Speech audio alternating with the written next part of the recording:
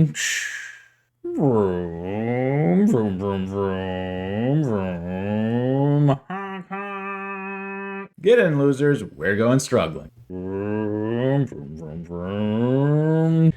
Hello, friends, and welcome to another ride in the Struggle Bus, where every wheel is an empty triangle. On today's bus ride, we have a very exciting game for you. Our friend does a fantastic job of following the basic rules, and so we get a really good game with some back and forths, and you can see, how a game can play when both players are doing a good job of following those basic rules.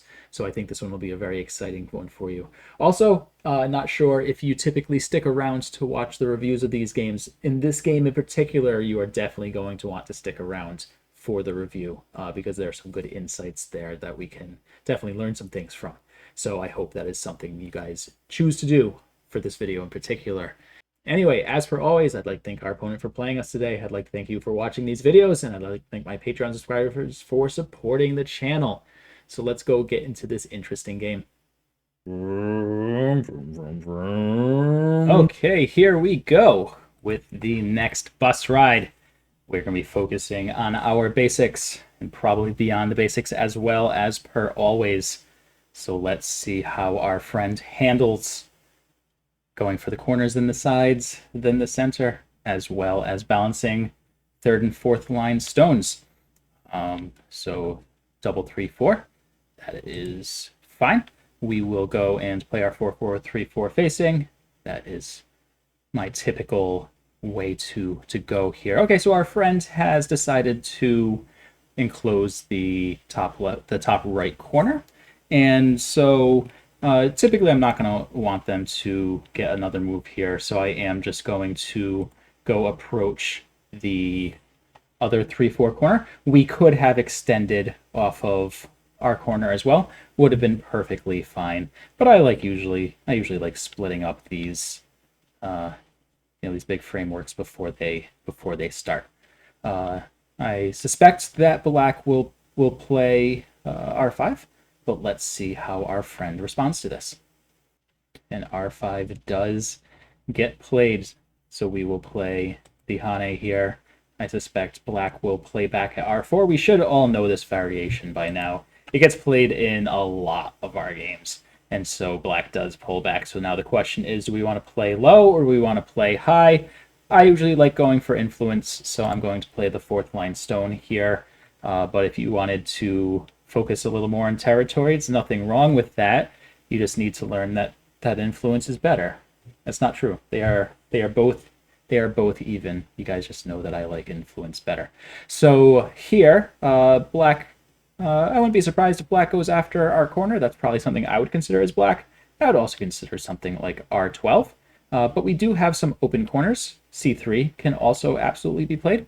And so that's probably what I would end up doing as black is approaching one of these corners. But this move is obviously perfectly fine. So the question is this move sensei? And that's a tricky question. In this case, we've already said that we want influence with this. So let's just maintain that influence. Play the attachment on top. While this is somewhat attaching to a weak stone, our group wasn't, crazy strong as it was, so this will be okay. It'll get us some strength as well. Black can extend, black can Hane. Those are probably the two moves I would expect here. So let's see what our friend does.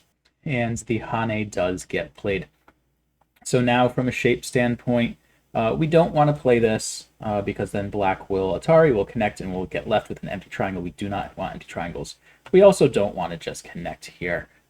We want to extend and try to get a little more control in the center.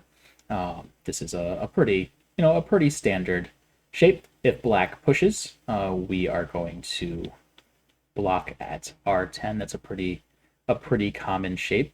If black extends, we will probably extend again because we'd be risking the Hane at the head of 2. So let's see where our friend plays. Our friend does extend. We will just block. The reason that this usually works is if black pushes, we block. If black cuts, this cut is quite dangerous. So black usually can't get away with that. If black fixes this cut, then we do potentially have to worry about this cut. But I don't think it's crazy important yet. I think the corners will be a little bigger. So let's see. And Black agrees. Black says, hey, your corner's bigger. And so it looks like we're going to do the same variation. I kind of want to mix things up because I don't want to do this same variation. So I'm considering doing the pincer. But you want to know what? We will just do the same variation. We will play the simple one. The game, don't worry guys, even if you want to play solid and boring during Fuseki, which is kind of how I play it often too, the game will still get exciting. Our games are never going to be truly boring. So we've got the same shape here. I wonder if Black will play low or high here. If Black plays D10, do you guys think I should mirror? Oh, they're not giving us the opportunity. So rude. Okay, so we're still in the phase of the game where we care about corners and then sides and then the center. We have a corner here that really hasn't been dealt with yet. It's our corner. Both sides have third line stones. So there isn't much potential for Black on either side. But there is more potential on this side in general just because there's more room here. So we are going to extend in that direction, but it doesn't matter too much here. So a very calm game so far. Black's doing a really good job. Black's doing a really good job of following the basic rules. So I'm assuming they have studied Fuseki a little bit because this is not what I would typically expect from our double-digit Q friends. So let's see how the rest of the game goes.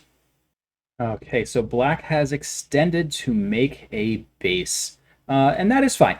It's a big enough move, but it is absolutely not Sensei, so we are not going to respond to this. So now we're kind of going to start transitioning into middle game. We do have a top side that has a lot of potential. The bottom side, there really isn't much. We both have, there's third line stones on, dueling third line stones on both the top and the bottom, which usually means there isn't going to be much potential there. But as we transition into middle game, we want to care about strength of groups and potential on the board. So where's the big potential? We still have some potential in the corner. There is some potential at the top. There is some potential at the bottom. And there's some big potential over here.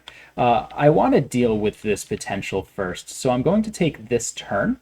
This will also help with the cut by giving us another liberty. And again, this cut will always be a little, potentially a little problematic. But if Black extends, it probably does a fairly reasonable job of fixing that corner, or that cut rather. So now we probably want to go after one of these sides, and the top side is a little larger, so we're just going to approach here. This actually, in hindsight, might be a little too close to this group. I probably should have played a little further away. Black's pretty strong here. Typically you want to play away from strength, right? That's one of our beyond the basic rules, is to play away from strength. So I broke that rule a little bit. Played probably a little too close, but that is okay. We're not going to lose games because of stuff like that, but we will lose points because of stuff like that, and or lose Sensei, right? These little mistakes do add up, but that is fine for this style of game. Okay. And this is why playing too close to strength is a little problematic, because this cut is worrisome. There's an issue here where if Black cuts and takes this now, these stones might not be loving life too much. So I think we want to fix this cut, which will give Black a good opportunity to go after this stone, which again, I made a mistake and played a little too close to strength. So I think what I'm going to do is just jump out. This is a little beyond the basics. What I'm looking to do here is provide a little support for this N17 stone, so that if Black does choose to cut, we'll be okay here. This group's already run out. And if this stone gets attacked, there will at least be a nearby friend. So Black is looking to press this stone. So the question is, are we just going to extend? And I think we are going to, right? Our stone has been attached to. This is a weak stone. So let's go and get strength for this stone. It looks like Black is building the outside, which is really just really sharp play by our friend. Do we just want to jump now? Probably, because the longer we go here, the more sensei moves Black will get. Though if we extend, if we jump, Black will just play here. So let's extend one more time. If Black extends, I'm just going to jump to J18, get strength for this group. Again, we're doing this for strength concerns. We're not doing this for points. Too early to care about points. Also, it's just third line. It's like we're getting so few points here, so we don't want to put too much energy into focusing on that. So Black does push. I'm just going to play J18. That kind of just like closes off the area, says, hey, I think we're done here. And so I'm curious to see how Black plays. There is a cut here, right? So Black needs to be potentially a little mindful here. Though Black can net the stone if we cut. But that will give us some little amount of Aji if a fight breaks out here. This is a cut that we can exploit potentially. So, okay. So Black now turns their attention to this corner. Pretty good timing. So let's go over how we typically handle this. It's somewhat tricky with this stone here, but typically when the 2/4 stone gets played, we're going to play on top. So that's what we're going to do here. If Black wants the corner, Black's going to play B3. If Black wants the outside, Black's going to play B5. It is worth noting, these two stones do not fully claim this corner. If you want to fully claim your corners, you play these two stones. The 3/4 stone with the Small Knight's move will fully claim the corner. But the 4/4 with the Small Knight's move does not. Okay, Black says, I want the corner. The corner is yours, my friend. Where are these moves coming from, though? This is a little wild. Okay, and then we've got this. This move got played quick. I don't know, guys. Am I getting trolled here? This move got played real quick, and this is not a move I would expect. So that's okay. We will just connect here. And so now Black has taken the corner. That is fine. Big end game, but still end game. There isn't much for us to get in this corner now, so I think it's appropriate just to go get a base, make sure our group is nice and healthy. This will also help build potential in this area, right? Now if we're able to get a stone, I mean, this doesn't help, but if we want to build this potential, which is important because we're still in the middle game, we can't have a weak group over here. So this was based on keeping our groups strong. Again, when you're in the middle game, we care about strength of groups and we care about potential. Interesting shoulder hit. So I don't know if we need to answer this move.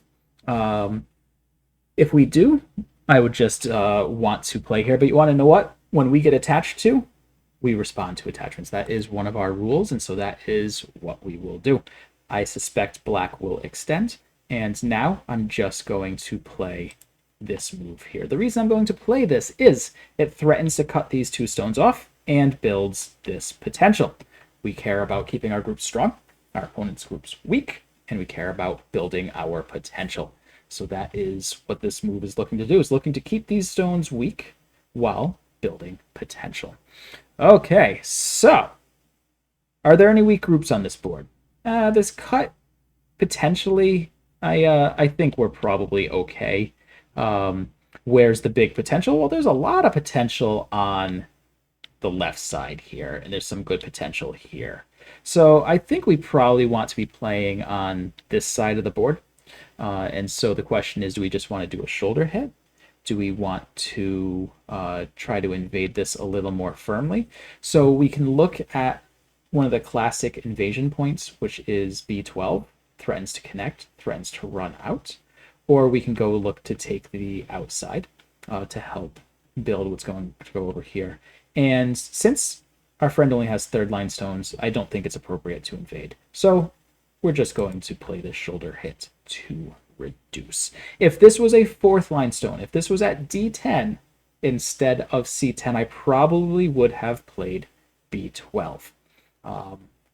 But I mean, guys, this feels like a league game. I already recorded a league game last night. I don't know what's going on here, but this is fun. I'm here for it. But this is pretty wild. Okay, what are we gonna do now? We'll extend. C12 will be a pretty big move if Black lets us get that, and so getting some strength here seems okay. I'll be curious to see if Black plays D10 or C12. I suspect C12, but Black has not played the moves that I've been suspecting at all this game, so we will see how this goes. Hey, look at that. We predicted one. Okay, so we don't want to leave these stones by themselves. We want to make sure that they are not weak. So we are going to jump out. Why here instead of G11? You may be asking. Because when I flipped the coin in my head, it landed on G12 instead of G11. Okay, so our friend responds with the push. Okay, so we can extend, we can Hane. I prefer the Hane here. Just gets us a few more points. This cut isn't going to work for Black because of the ladder, but the cut will work if it Ataris the stones. We cannot Hane. We cannot Hane.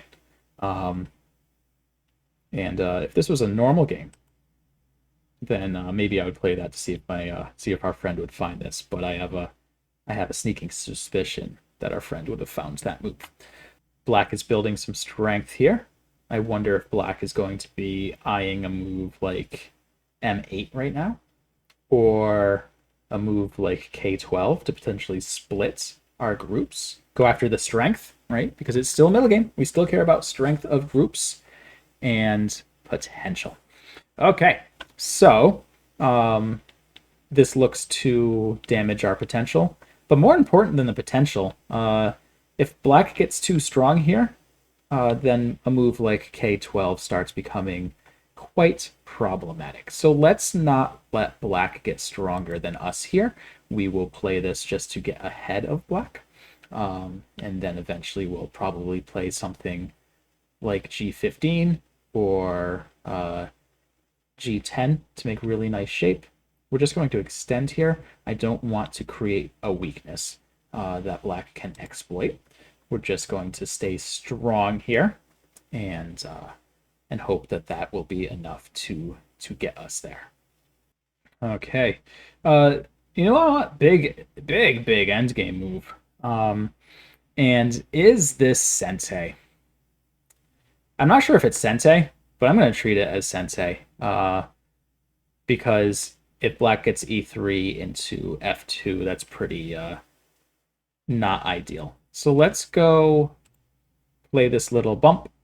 I suspect Black will play D3, and then we will have to play the power triangle. Remember, guys, when you play it, it is the power triangle. When your opponents play it, it's the empty triangle.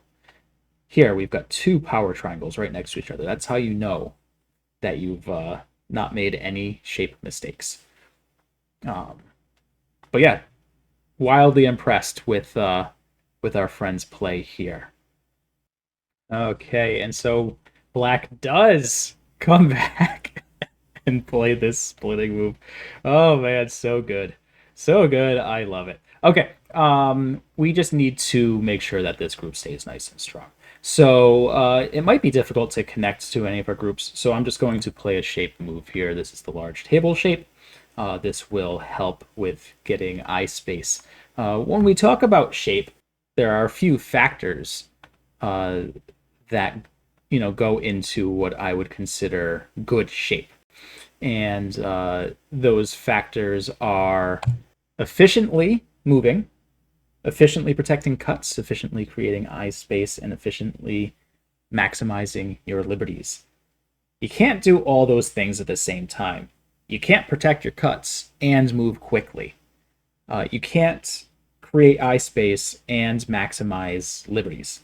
So, but we do the best that we can. Okay, black attaches. We're just going to extend here. That way, there's no issues with the K18 cut. Just another end game move. This is fine. This was always on the board here. But again, very impressed that our friend found this move. Okay, and so now black plays here, which blocks our connection to this group, which is fine. We just need to get some eye space, and things will be okay enough. So let's go extend here. Black will most likely Hane. We will Hane. We'll start creating some eye space. We can start moving out to the right to try to get a second eye, or descend here. This group should be okay enough, but there are a lot of weaknesses, right? I wouldn't be surprised if our friend finds a move like F13. I feel like we have to respond to this. So I will respond, and I am not at all surprised with this move.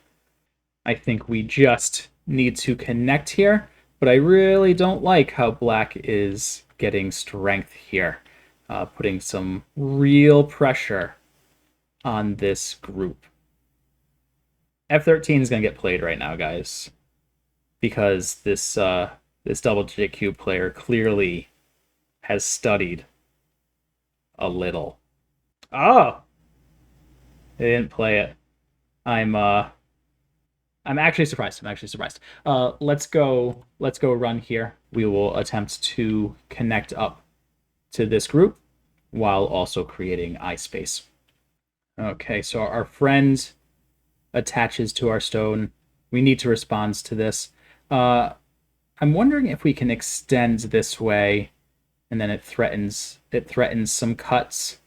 Yeah, let's extend this way, because I think we can leverage what this cut would give, and so yeah, gets us a little more strength. Okay, and now what are we going to do now? I want to protect against this Hane, but you want to know what? First, I think we're just going to play this Peep. It threatens to push through. It protects our cuts a little bit, and then I think we will just extend again. The turn would be pretty nice. So that is all I'm looking to do here, is get enough eye space so that this group can live. Black plays this Peep. That's fine. We will connect. We don't want to lose these 4 stones. They've got some good follow-ups. When we are deciding if we want to save stones, we have to ask ourselves 3 questions. Question 1, does this group affect the life and death status of any groups on this board? No, it does not. If the answer is no, then we go to question 2. Question 2 is, do these stones have any meaningful follow-ups? A little bit. C2 and C6 are follow-ups. They're not big. And if the answer to that is no, then the next question is, are the stones simply worth enough points to save? And I think in this case they are. Okay, Black Hanes, we will play this, and I wonder if we're alive if Black plays G2. I wonder if we're alive if Black plays G1. Right? Difficult to tell. But what I am going to do is I'm going to play out this way to threaten to connect. Because we only have 1, 2, 3, 4, 5, 6, 7 points. Counting's hard. 8 points. The most amount of points we're going to get here is 8. but black can reduce in Sensei with J1 even if we do something over here. So so there's no need to do anything yet because we're just not protecting a lot of points. Okay, let's see. Okay, so black extends. I'm going to extend as well. This should connect up with these stones because if black had tried to cut, we had some Atari shenanigans going on. Okay, we'll just play here. We're fully connected, so we are alive. We definitely have an eye here. We definitely have an eye here, so this group is alive. Our top left group is alive. This group is alive. And we're only down by like 30 points. So clearly, we are definitely playing a single-digit cube player. I actually meant to say double-digit cube player there. I don't even think we're playing a single-digit cube player. This is some pretty strong play. And then we get this this fun little move. So I think we will just block this way. Black will have to connect there, and then we can play on top. Black will connect. Or black can play that, right? That's obviously fine as well. We will go and take this Atari, and we have to be a little concerned because there's this Atari, there's still this cut. So I am just going to connect right now to make sure that we are okay here because we always have to protect our cuts, always have to be assessing our cuts and protecting them. So let's see. I suspect M10, O18, these are big endgame moves. B14 would be quite large, and there's O18. So now our friend has said we are in endgame, and I agree that we are in endgame. So let's respond, and we will take this large endgame move. And what are some other large moves here? We could look at C2. I don't think that's Sensei. I like S5. S5 is fairly large, so we can go play that. And then we might want to shore up L10 because M10 is still definitely a thing. Let's go play our first line Hane here. This will come in Sensei. Black has to protect this. Black does now have this in Sensei, but that is not big enough to deal with. We'll go here. This comes in Sensei because black's not going to want us to break through here. And then the question is, do I want to end with K17 or do I want to end with L10? And that's a little tricky. I think L10 is probably larger. And so I think that's where we want to play. So let's go take this. And B14's pretty big. Yep. B15 as well, obviously. Yep. So we will play this, which threatens the capture. Question now is, do we want to play this in Gote? Because if black gets this, then it is going to be Sente. And I think that's probably big enough. I don't think I want to respond to that, actually. I'm going to go take N3. Just a little sneaky move. If black wants to wedge, then we Atari. I'm going to go take this. That is fine. Okay, so we've done most of the big end game between reading and the magic of editing. I've done some counting, and if you guys have done some counting, you'll see that we are obviously way behind, and there have been some shenanigans here. So let's end this one, and we'll go into the review and see where things could have gone better. So we're good. Okay, guys. So here we are in the review, and do you want to know what? Like, I could pretend that I could actually review this game, but I think we're just gonna hand this one over to our friend. So Triton, thank you for the game. Let's go over some basics, shall we? Yes, I think this was kind of an interesting game.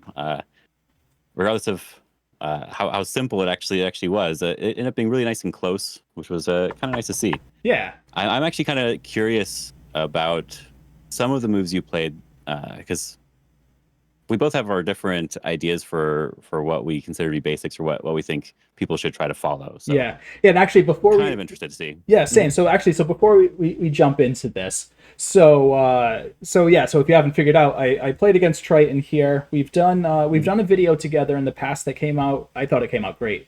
And so we wanted to Yeah, it do was some good. yeah, so we wanted to do something here. Triton's just kicked off his double digit Q kind of series, and I'm not gonna lie, I'm really jealous with like how he's approaching. We approach it from different angles. We're looking for same goals, but Mhm. he does his in a really in a really clean way. It's different. It's different than ours, and so we'll be going over that here. But definitely definitely worth checking that out because it gives another more insight from a stronger player, and his play style is quite a bit different than mine.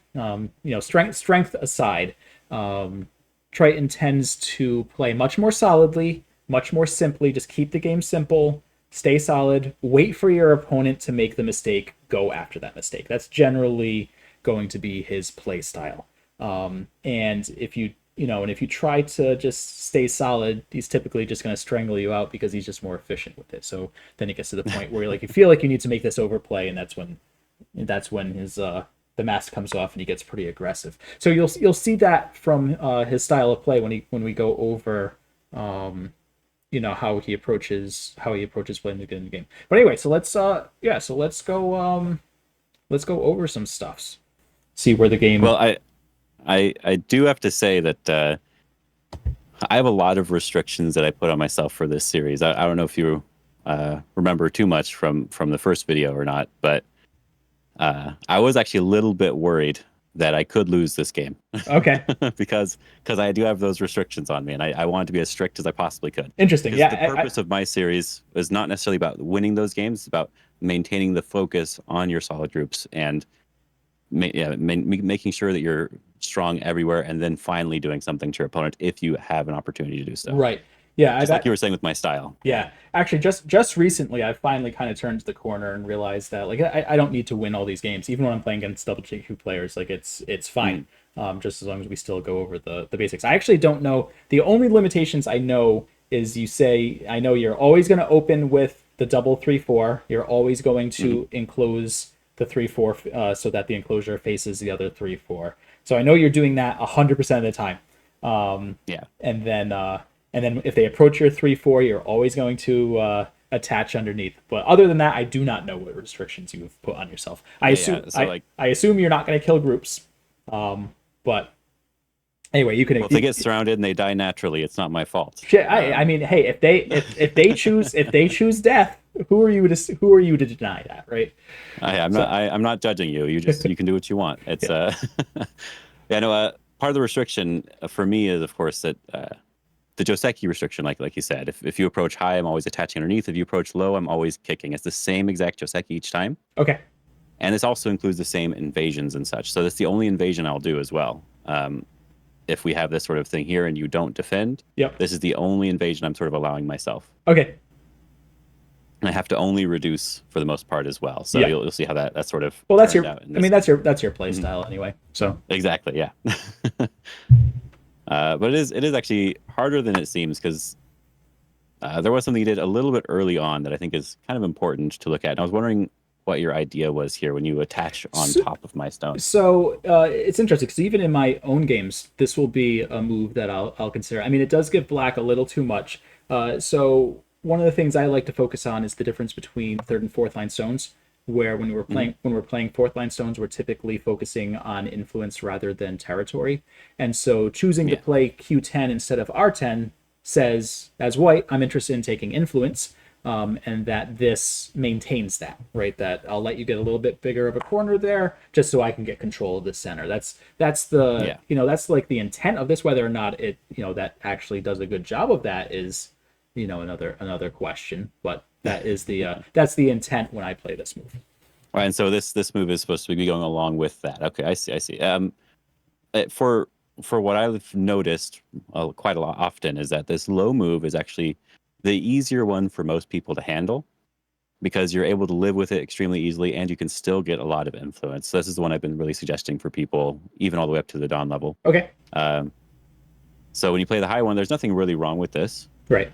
But after I get this move and you attach, the only thing I was really kind of curious about was that here I could actually just push and cut you and Yes. fight right away. Yes, you can. Actually seems a little bit dangerous for white. Okay. Yeah, I mean the it's tough though, right? Like that's a an interesting fight to pick early. It's a fight I'm willing to take. Mhm. It is an interesting one because it's going to be hard to see where this goes because it's going to be Yeah. from my perspective it's going to be tough for black to you're not going to be able to see this, but like if white plays if if white play just does the Atarian extension, so P9 into P into O9, so Atari and then push. This way? Yeah, the it seems like it's going to be tricky for black to both save those two stones and get the get a big upper corner. Mm. But I could be wrong. We could also look at the Atari from O10 and then playing Q8. Um, so Yeah. so You'd have to jump out in some yeah. way, yeah. So so like this is a fight that I'm willing to take on, right? And it's like obviously I knew going in if you chose violence, I wasn't going to win the fight, but that doesn't mean that white isn't necessarily favored in the fight, right? So, but yeah, I did mention I very much mentioned in the video that cut is there, but it was one that we could handle. And I still think we could, but it certainly doesn't simplify the game. And Yeah. I don't focus as much on that with my videos and whatnot is I don't focus as much at just playing super solid, keeping it super simple. So that's probably just that slight that slight difference. Yeah, my feeling here is that because of the shape here, I feel pretty strong, and this is the main focus. The other main focus that I have in this series is sort of the Hani at the head of two stones shape, which is actually what we're getting here on both sides. Yep. Is the Hani at the head of this stone and the Hani at the head of these stones as well, and it basically is Hani at the head of two on both. Right. Even if you push or do something extra here, it's still something you have to worry about, and so being able to take advantage of that shape is often a really important thing to do in games. Yep. So allowing your opponent to do that as well as like as you said, it's not something that's going to lose you the game, but if you make any mistake in a fight, Yes. especially Yep. early on, Yep. it's like it's a 50-50 chance you may just lose right then and there, right? Right. So I kept pointing it out, like as we went along here, I was like, okay, I have to keep in mind that is there, and if after we finish with some more Joseki and we're done with all of the stuff and I'm very strong everywhere, then I can push and cut, which is also when you went and defended as well. Yeah, and that is one thing I didn't bring it up in this game, but that's often advice that I'll give is if there's a group you can attack, but you don't necessarily know where your profit's going to be, or you don't necessarily know the best way to attack it, you can leave it, and either your opponent will, have to use one of their Sente moves to fix it, or the game will develop in a way where the attack becomes more clear.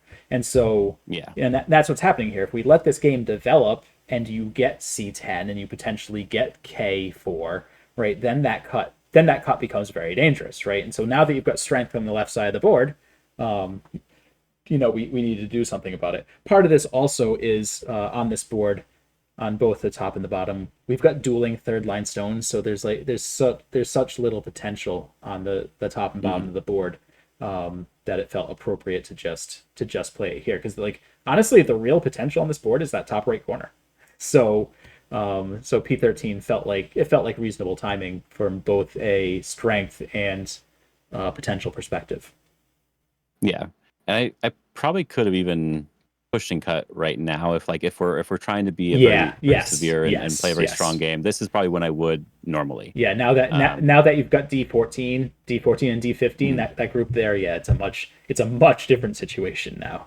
So and the only other really sort of thing that felt was a little bit questionable was actually this enclosure.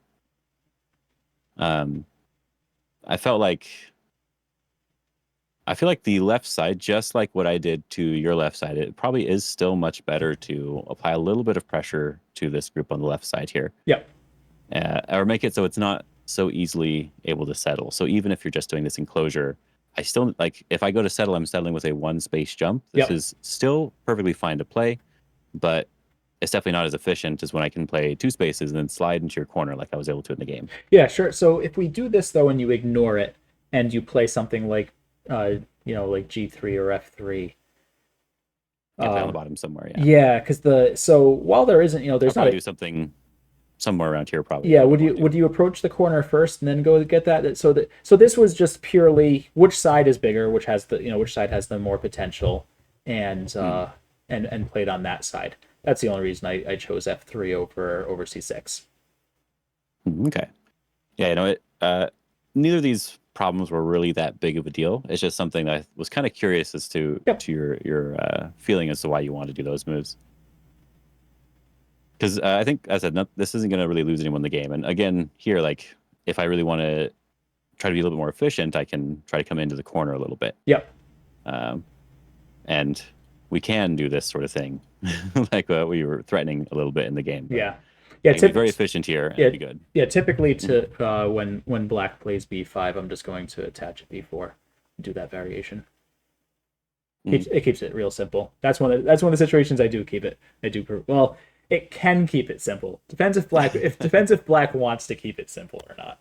So yeah, if you do this one and we wedge, yeah, it's not as simple. You can still force it to be simple, but yes, you are losing a little. but bit you lose a little bit. So yeah, so you're supposed for the viewers at home, you're supposed to Atari on the outside instead of playing C3, but it makes it and it becomes complicated. It becomes very complicated.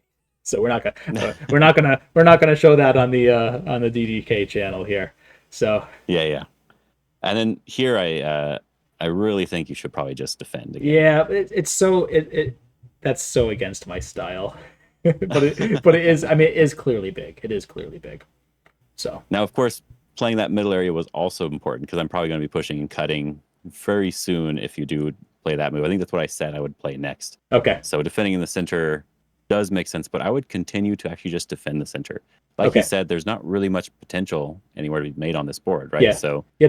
playing this one is not threatening me. Yeah. What it's worth, the second I played this move, I was like, oh, that's a mistake. I played too close to strength. So I even mentioned that, like, I break one of my own rules here because it's playing close to strength. Yeah, like you said, like it's threatening nothing because you're already strong. So yeah, so this was an obvious mistake. I did point that out in game. Yeah. So yeah. And I played it really simple. I'm just separating here. Yep. If you do defend the top side now, for sure, Yes. you are in a lot of trouble. Yes. So I you have to be very, 100% very careful here. 100% agree. Yeah. And I love I don't have the AI graph up on my screen so people can't see it, but I love that we have this discussion and we both of us are saying that black getting that cut is like such a huge deal, and you look at the AI graph and it's like black's up by 1 point. but as a from a human standpoint, that cut looks brutal, and I have no idea how I'd handle it. So yeah, something I learned from Buduk Doctor and even someone else was that whoever sort of starts the fight first and is able to sort of control the fight. Mhm. So it's not just starting, right? If you just start a fight randomly and you're in trouble, that's not good. But if you can Right. start and control the fight first, you are actually the person who's likely to win the game. Okay, yeah, I mean that makes sense. Absolutely. This was just something that he's noticed from watching a ton of games. Whoever is the one who's in control of the first fight of the game usually ends up winning somehow. Interesting. So That's it's like a psychological thing, I think, more so than anything else. I do like that though. Mm-hmm. So that's why I think like you can't always rely on sort of like AI evaluation for that stuff because it definitely does not account for any of the psychological aspects. But yeah, so that's why you end up jumping here, and I probably actually still would just defend the cut. Yeah. I have to be honest. Like I think I still probably would just play a move in this area in general, or jumping this direction, sort of try to defend the cut in some way. Okay. Versus jumping. On the Well, other so side. I jumped out here to give N17 a little more support. That was the intent here. Yeah. I guess if I am going to attack it, right? If I am going to try to apply a lot of pressure like this, you do want to have a little bit of support there, but I do feel like that cut, even after this move, even after here, I can probably actually still just cut. I have to be honest. Yeah, really. Like in a high level game, I think this is still possible. Because even if you do this one, just turning here and or I guess maybe you can even just push again because you still have to fix this shape. You have to fix it. It's kind of an awkward shape to jump here. Yeah, I would probably just Hane. You could Hane, and then there's Yeah. push and cut in the future, so we can just jump out. And your group is actually still a weak group in the center after this. Yeah. It is still something that can be attacked in the future. So that's why it sort of feels a little bit like it's not defending as well as you'd want it to. So often defending a cut directly is the better idea. Or if you know exactly what direction the cut is going to go in, you want to defend on that side. So if you were going to be pushing me towards the bottom side, if you play a move on that side already, you already have that cut off. And so you can then focus mainly on just your other group instead of Yeah. having to worry about the bottom side. Yeah, that makes sense. And this is But one thing I know for Mhm. this is getting a little off the rails a little bit for the context of this game, but that is one thing I've noticed with my games is this is how I get in trouble. Mhm. Including the game that I sent you the screenshot earlier today, where Yeah. I try to fix a cut in a cute way, and it just comes back to bite me, and it's just like just fix the cut, just Yeah. play the move that fixes the cut, and you're not going to get in trouble. And if it's a little slow, so be it. So I do think I need to start looking at that a little more. Yeah, the thing that I've been sort of pushing a little bit lately, I need to push it more, but it's local shape matters more than anything globally. Yep. And so if you play whatever is locally the best shape for your stones, that is always going to be the best idea because you're still going to be able to build from the center here if you would need to. Yeah, that is true. Yep. But yeah, your shape is just 100% strong. You are unlikely to ever have to worry about it. And even at this point, like if I go to push through, it actually might even just be better to let me take those stones. Yep. Yeah, that is very true. So, yep. Yeah, so that's how annoying this fight is going to be for you. So yeah, no, I feel like just like some slightly off move basically here, and Yep. so I'm able to press down the top. If I really want to be aggressive, of course, right, I can invade or I can try to attack more. But again, I'm just reducing. I think that's a really important thing to understand. I need to just keep extending until my cut is not a big deal. Right? Yep. As long as I can just capture this, Yep. we're good to go. Yeah, because you've got the net. Yep. And so here I have a ton of options, and it's hard for me to even say. I wasn't even sure. Like, I even thought about just jumping towards the center because if I do one jump here, I can push and cut again with not that much worry. Yep. Because I have the strength on top and some strength on bottom where I can run to. But then I decided, I should focus on the territory stuff. So I'm gonna slide in the corner. I said you should have played a move over here earlier, so I'm gonna show you that you should have played a move over here earlier, basically. Okay. And yeah, whenever your opponent's sliding into the corner, you are supposed to just back off instead. Okay. Yeah, we actually Triton and I went over this before we started the review, because this was in the game. Yeah, so I don't know, like I don't know how good of a job I did at selling that I was playing a normal game here, but I did mention once so Triton played B6 very quickly, and I was like, there's no way I can just brush that off and be like, oh yeah, that's a totally normal move, especially with how quickly it came. And so it was clear. Yeah. It's funny, and so I mentioned, I'm like, this, I didn't even know that this was a move. So Triton said, oh yeah, I had to play this because it's something I've actually just recently posted about on his subscriber channel. And so I wanted to go over this. So let's back it up. Okay, so we are just supposed to play C3 here, and you're just supposed to back off at C3. Okay, and then if Black pushes at B3, we're just going to jump to J3. Is that the? Yeah, it's the more efficient way versus just taking the corner. Yeah. But, you can still block technically, if you just don't want to be pressured. Just jumping's a little bit faster. Yeah. But no, hey, even I learned something here. That is a good thing. So no, I did not know that pinch really caught me off guard, because I would say in the video, it's like, oh, when your opponent plays here, you just play on top, and if they take the corner, you Hane and get the outside, if they pull back, then you get the corner, and then you took the corner. So I'm like, okay, well, Hane get the outside, and then you played that pinch instantly. I was like, well, nope, that's Well, and clearly not how this works. something to also note here is actually if we even just get rid of my stone here, Yep. as long as I have something on that side, I can still go in because I'm able to connect in some way here. And if you're trying to really fight back, you see how complicated it can be here with just this Ihane. That's why it had 2 stones. Oh, yeah, that's This gross. These stones you have to like keep going down here. And are you even alive if you do that? Yeah, that's Yeah, pretty. it's no good to do That's that, nasty. right? So you have to back off. Yep. And if you're backing off, I'm actually still able to connect up to my stone over here. So I Yeah. just need something on the 3rd line, anywhere on the Interesting. 3rd line there. Interesting. Yeah, I didn't. Maybe not all the way to C12 or anything, but Sure. at least somewhat close.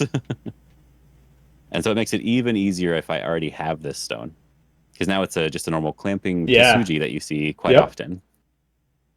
No, I Because we're like. threatening, I like it. of course, the nice cut or connecting underneath. Yeah. Yep. Usually you see this on like the 3rd line instead of the 2nd line, though. Okay. But yeah, here I kind of actually liked the way you played here. You push and then you sort of threaten my group. I'm just going to be defending. Yep. But you are able to kind of make a little bit of a moyo in the center. And so even here, I actually kind of thought you should maybe continue. Yeah, I did consider this. But then, then I start becoming worried if black gets something like F10 on the board, because I thought the potential on the left was more than the potential on the right. One thing I do focus a lot with these games as we transition into middle game, we're obviously in middle game here, is I like to focus heavily on strength of groups and potential on the board. And so I like to highlight where's their potential, where are their weaknesses, and are their weaknesses near the potential, so that you can get, kind of 2 things at once. So that's kind of what led to N5, right? N5 is there's a weakness on the board, it's near potential, let's go after the weakness while building our potential. And so Yeah, makes sense. And so I had already invested that one move, and I thought that was enough, and then I thought that there was enough here. I was wondering, so would you just recommend B12 here? I mentioned in the video that if C10 was at D10, that I would have played B12, but with C10 being on the 3rd line, I was unsure. So I was like, oh, let's just keep it simple, and shoulder hit. It turned into anything but simple. So now I do wonder if B12 is just the way to go here. Well, the key here is actually a little bit more on the idea of consistency. So if you invade, regardless if it works or not, and we fight, you're jumping out towards the center. And while you're jumping out towards the center, you're not going to be able to make your points in the center anymore. Yep, that's fair. So if you were trying to build that into something, then this is the wrong idea. And what I was actually considering a little bit was maybe even just jumping from this side. And this seems a little bit weird, but yeah, I would have never considered this move. Yeah, I like to think of this in terms of what my opponent could do, right? If you're actually worried about my influence on the left side, or me being able to build something, I wouldn't be building, like, let's say you do this one, I wouldn't be building like this or building from this area. What I would actually be doing, I'd be jumping over the top of your stone. Yeah. Going big. I'm reducing. Yep. And I'm building at the same time.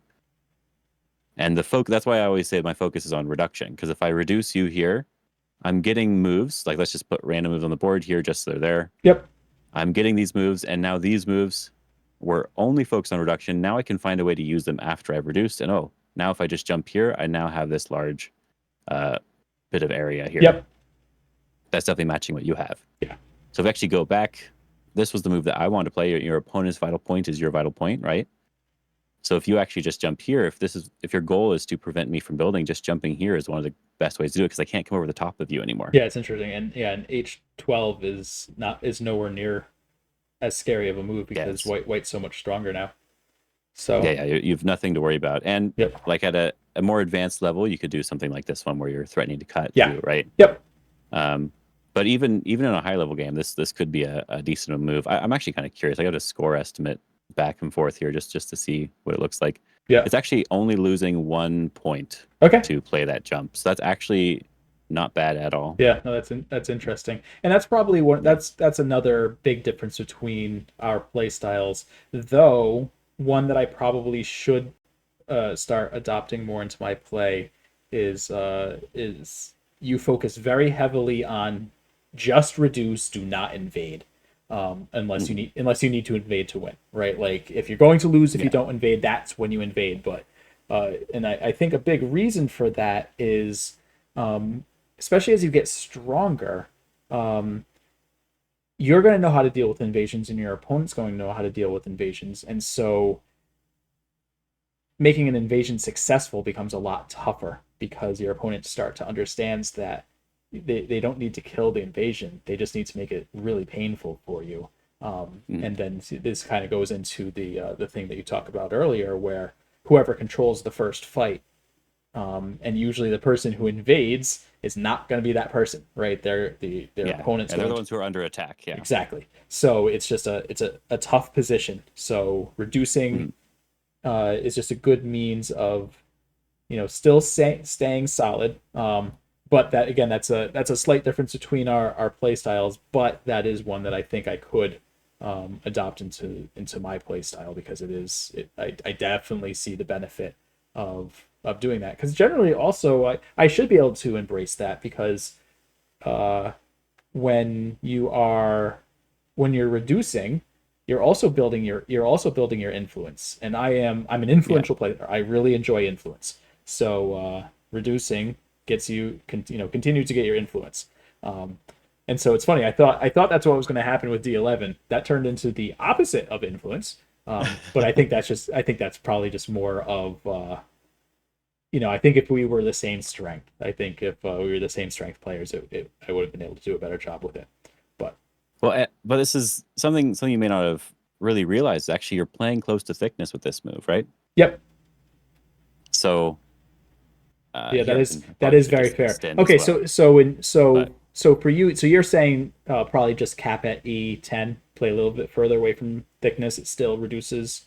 If we're not looking at something like K12, would that be more in line with how you yeah, view like if reductions, I'm or is going to that be still? Yeah, reducing if I'm going to be reducing the left side, if yeah, that's my goal here, I want to play from an area that I'm strong, right? So something like a move at one where I'm playing from the top side. yep, If they really try to cut it off, it's going to be fine because I can still keep running yep. around. Or I want to be playing just something that's a little bit closer to my own stones in some Okay, way. interesting. So I'm not focused on playing too closely to the black stones in this case. Yeah, because that's I'm still focused on yeah. I guess that's still too close to mm, strength.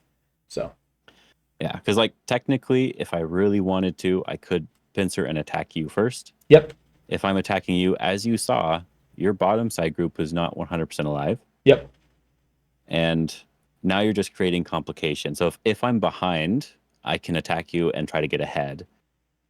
And if you're behind, maybe you have to do this to try to get ahead. But the other way that I would do it is like attaching over the top here. We have our weakest group on the bottom side.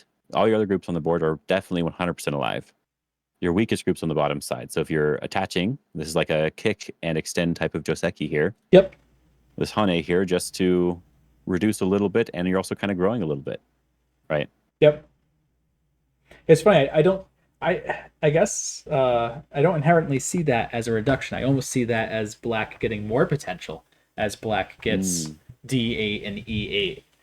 So can you go Well, I over? guess. Can you go over why you view that as a reduction? Well, yeah. If maybe you didn't necessarily notice that your group was as weak as it Oh, was, I definitely that did. could I be one definitely, I one definitely way. did not. No. So let's say we just play a nice end game over here. It's really Sure. annoying, but uh, we have these moves that we had in the game. We have this slide here and this bump here. Yep. And now if we're just playing a couple moves from the center, you'll notice, right, that now we have all this influence here. Yeah. Yep. Came out of nowhere, right? But what if you already had these stones? Well, now that's not very useful. None of these moves are going to be played the same way. Right. Okay. So you actually are reducing. Yeah. Okay. But it's based on the idea of really understanding where you're weak. Yep. Okay. And that is the weakest area. So if I was going to try to reduce in the strongest way possible, you don't necessarily have to even attach if you feel like that's even too much. Even just jumping from this side in general, from this group, you're reducing from one of the directions, basically. Okay, yeah, that's okay. There's, yeah. Yeah, I think you maybe didn't realize quite how weak the bottom side was. So even here, at a more advanced level, I'd probably just leave the 2 stones on the left side here. Yeah, yep. If this was my game, I would have. Mm-hmm. Yeah. But then, yeah, I just highlight a little bit here. And I even play very, very soft moves instead of trying to be too aggressive. Like I could play a little bit further. Yeah, yep. And But that's I was expecting. I was leaving a expecting. weakness. Yep. Mm-hmm. I said I technically don't want to leave any weaknesses in my opponent's area, even if at a high level I could figure it out. I could manage the situation. If you really try to fight, I'm probably even going to be able to cut off this side and kill it. Yeah. But that doesn't mean that you should try to do that, especially at a lower rank, right? So your goal here is just to play as solidly as possible. So even playing further away, a little bit better, but I want to protect my cutting point and reduce at the same time. So I try to make a dual purpose move, even though it's very slow. Yeah. I think even here, I think the AI might even think it's still very close, like 3-point game here. Yeah. So it did not feel close, but that I think part of that is, going into these style games, right, where I'm keeping it simple. I look at this and I'm just like, well, I'm down in points and there's really no way to get them back. But mm-hmm. Yeah, it's hard to judge these games sometimes. I think like if you play a proper end game, then you'll probably win because I might mess up an end game thing, or if I play the proper end game, you might end up losing. Like that's how these games sort of end up when you're playing these extremely simple games. Yeah. Even here, it was hard for me to decide what to do. I just decided I would finally do something over here. I'm like strong everywhere, so I was pointing this out. I was expecting this earlier, and I also want to make a comment like, so guys, don't get offended when Triton says this. We're playing this really simple game, because I know that this game doesn't look simple. But we're looking at this from a high. He's coming from a higher level perspective at that, right? If you look at our ranked games, even my ranked games, they aren't going to look like this. They are going to be quite a bit more chaotic than this. So so this is still pretty simple in the sense of, most of the groups are strong. You can kind of see what's going on. There isn't there isn't a lot of flying around and these big chasing fights and whatnot. So this is, for the most part, this was a pretty tame game. So yeah, and yeah, when I'm usually saying simple, I really just I'm talking about like the strength and weakness of groups, right? It really is just about that. Like if we don't have to worry about multiple things at once, then the game is simple. If you have to worry about 2 or 3 things, then the game is no longer simple. That's how I like to think about it. I guess that's a very good point from Black's perspective. This isn't a complicated game because Black doesn't have any weakness on this board. So Black can just do whatever Black wants, as where for White this was tougher. Because that group in the center, I mentioned it in the game, and I'm sure Triton mentioned it in his as well. I'm fairly confident that Triton could have killed this group, but he doesn't need to. But it's definitely like this is a much tougher game for White, even though AI says it's Black by half a point right here. Give me Black on this board, and I don't think I lose it. So right, because, this is actually that first fight so far. This is actually the first fight of the game, and who's in control of the first fight? Yeah, absolutely, right. Like it's absolutely Black. That's what I'm saying. Like give me Black on it. I don't care what AI says. Give me Black on this board, even though Black's only up by half a point. I don't think it would end that close. So yeah, and like here, it's probably half a point because like I don't need to play some of these moves. Like this one is not necessary, but it makes me very strong. That's why I want to do it. And I could pressure this bottom group a little bit more first, and you do have to go back and live in some way, and then I can pressure here, right? Like you can see if we just like sort of outline this area, you can see there's only really this one sort of maybe eye in this area. I pointed out it's very, very difficult. I pointed out F13. I did think you were going to play F13, but yeah, I guess we don't want to kill groups. But this is White asking to die, so maybe. Yeah, it's if I start doing that, that's when it starts to become complicated. Because then I also have to start worrying about stuff. If you go too far into trying to kill a group, and you don't succeed, sometimes you're losing points as well. Yes. Yep. So we just try to be very simple here. I have all these really strong moves on the side because this diagonal here and this stone here, you can't even cut me off, which is very annoying for you. Oh yeah, for sure. And then you just have to play some slightly bad exchanges, and I can start playing good end game and just let you connect through the center. You're connecting two groups. These stones that you're playing are not making any points, and I just get to keep playing really big end game. And that's sort of how I start getting very far ahead. Yeah. Very far is in 10 points. It's not like 20 or 30. So we're Right, still good. but well in control, and we're in ends game. So there's Mhm. really only there's only really only so much that White's going to be able to scrape back, if anything, here. So Yeah. Yeah. It just ended up being nice and simple all the way to the end, which I appreciated. yeah. Well, I'm glad. We I'm didn't try glad. to go do too much. I'm glad that we could keep it simple for you. I was really worried, as I mentioned, just to highlight one more time. I was really worried you wouldn't defend that center. Like if you kept focusing on points, because points, it's always very tempting, right? Yeah. If you keep focusing on the points here and you're just trying to play like big moves and maybe like start playing some end game stuff, I'm just going to have to push and cut, and it's going to be an annoying game for you and for me. Yeah. No, But that's always yeah. something I struggle with a little bit when I'm playing against like a 15K player, and it's like I don't want to kill them, but it's like they're really giving me no choice, and it's like Hmm. but yeah, no, I actually in a lot of my videos I really highlight how unimportant points are until like late middle game. So Yeah. I don't focus on points at all. I really while I wasn't necessarily successful at it, right? From a Fordon perspective, I'm not necessarily doing the greatest job of it. I do focus heavily on strength of groups. I think that is Hmm. the most important factor when we are in the Yeah. middle game is strength of groups and potential, with strength of groups being the more important of the two. So Yeah, I think even all the way up to the Dawn level, just keeping groups strong and knowing when groups are weak is probably the most important skill that you can develop, which is yeah, why I really like to focus on it very early. Like even here on the left side, I could extend down here. This is a much better point move, but if yeah, I don't take a liberty off of your two stones in the center, it's actually harder to attack them because they're a little bit stronger. correct. So playing this type of move is still not going to be bad, Yep. and I'm actually applying a lot more pressure to you. And there's a couple times where I could have tried to apply a lot more pressure, or try to do a lot more, but or try to get more points, but I didn't necessarily have to do that to just play a good game of Go. Yeah. And the only time I start really worrying about points is right over here. Like we finished all of our fighting, and now we're playing end game. And Yep. now that Now it's end game, now we worry about now points. we care about points. So yeah, I really appreciated this. I thought that this was Hmm. a lot of fun, very insightful.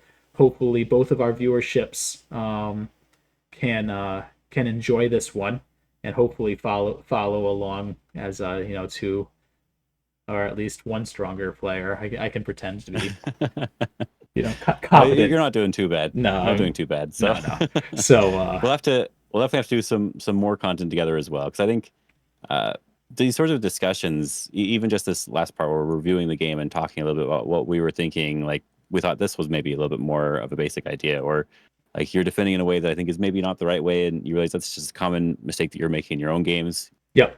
Um, I think having these types of discussions is really important. It's actually also why I started recently doing a study group with a bunch of my students and stuff, is so they can discuss with each other. Yeah. And so I definitely want to encourage this type of thing. So I think this is probably a good stopping point Yeah. for this one. I think we went over a lot of good stuff. So now you guys can go, depending on which video you're watching, you can then go watch the other video to see, during the actual play, our thoughts on it. Obviously, our thoughts have come together during the review, but at the if you're here from my channel, you only got my perspective from it. Now you can go watch Triton and see his perspective, or vice versa. And then again, there is value on both sides, because while we do approach things differently, and obviously Triton is a stronger player, it's very possible that the way I look at things resonates a little better, or vice versa, because our play styles are a little bit different. Mhm. So And I don't think there's a right or wrong way to do that. But there are definitely again, obviously you're stronger, but there are certain aspects of your game that I just don't think would fit in too well with what I want my play style to be. But there certainly Mhm. are. There certainly are. Some. I'll definitely watch your video because it'll be interesting to see the other side of it. So Yeah, good. it'll be. I think it'll be kind of fun to see. I always like to watch, like even when I played Yunkyo or when I play anyone else, like seeing the other perspective is always really interesting to Yeah. me, and I think it's interesting for everyone else as well. I Yeah. think you can get a little bit out of that, and I definitely agree. You definitely all go check out Struggle Bus. I'll definitely be leaving a link in the description or maybe even a comment. We'll have to figure that out. Yeah, yeah. But I'll link to yours as well. Though I have to assume anybody who knows my channel knows yours, and most likely vice versa at this point in time. mm, But if that is not the case, obviously go check out Triton's videos, especially the recent series that he started up because he has started his own kind of like a roadmap of what skills you need to break into single digit Q, and he goes over it. Again, I think I only watched your first video, but I did fully watch it, and I commented on it too because I thought you did a fantastic job of going over, you know, the the important things to focus on and how you were going to be approaching the games. So if you guys have not checked that out, definitely do so, because it'll that give is you. actually also something that I appreciate about a lot of your games too. Like it does seem like you have the stuff that pops up while that you're playing as well. That sort of highlights a lot of the fundamentals that you go over, Yeah, and it does seem like it's something that's fairly easy to follow along with as yeah, well. That's one reason why I like doing videos with you, even though we've only done a couple. I still think it's kind of fun. yeah, for sure, and we'll have to do it again. Um, Mhm. so yeah, but anyway, thank you for reaching out, setting this up. Let's do it again. Enjoy editing the video, and Oh I'll yeah, be I'll definitely enjoy that. yeah, and we'll have Uh, some fun comparing. So mm. so yeah, so I will let you go now. Enjoy your evening. Thank you again, and I All right, yeah, will same to you. talk to you later. All right, bye. Okay, so that was Triton. I hope you guys enjoyed that. I certainly did, and I really do hope that we can do more with him because I enjoy interacting with the community, and so it was a lot of fun. So that is where we're going to leave this one after a pretty long video.